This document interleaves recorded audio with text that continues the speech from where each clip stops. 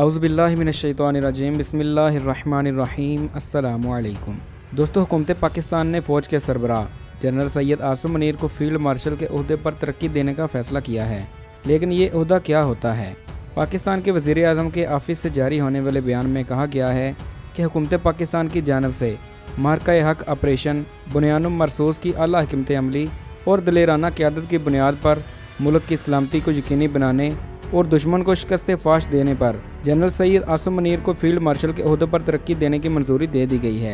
मगर जनरल सैयद आसिम मुनीर तो पहले ही फ़ौज के सबसे आला ओहदे पर फाइज हैं, तो फिर ये फील्ड मार्शल का ओहदा क्या है? दरअसल फील्ड मार्शल का ओहदा एक 5 स्टार जनरल का रैंक होता है और ये पाकिस्तान की जानब से फ़ौज के सरबराह की गैर मामूली खिदमात के एतराफ़ में दिया जाता है। इससे पहले पाकिस्तान की तारीख में सिर्फ जनरल अयूब खान ही वो आर्मी चीफ थे जिन्हें फील्ड मार्शल का ओहदा दिया गया था।